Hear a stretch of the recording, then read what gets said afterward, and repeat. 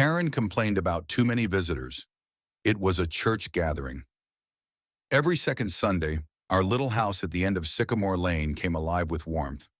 Friends, family, and members of our small congregation would gather, not for noise or parties, but for prayer, food, and support. My wife led the music on her old piano. My uncle read scripture. We'd end with potluck and laughter. For many, it was their only real sense of belonging. It wasn't loud, it wasn't wild, but apparently it was too much for Karen Wilcox, the self-appointed head of a fake HOA that had no legal standing but carried herself like a marshal.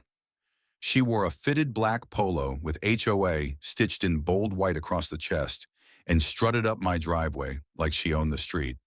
"There are too many people here," she said, arms crossed, glaring past me at the folding chairs in my backyard. "It's a church group," I said gently. "We meet twice a month." "It's a violation of neighborhood quiet ordinances," she snapped. "There's no such ordinance," I replied, "and I own this property." She didn't care. The next day, citations appeared. Fake violation notices taped to windshields, threats of towing, even a flyer warning neighbors of excess gatherings.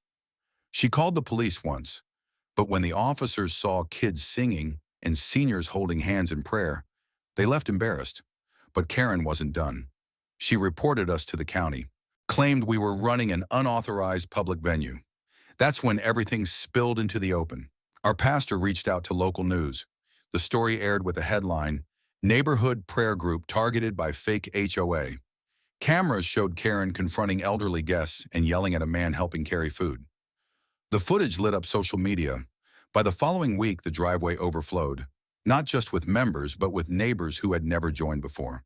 Even those who didn't believe came, just to show support. Karen disappeared for a while. Then one Sunday she came, not to fight, but to sit quietly in the back row. No clipboard, no threats. After the closing song, she walked up and whispered, "I didn't understand. I do now." And that Sunday, grace didn't just come from the word. It came from change.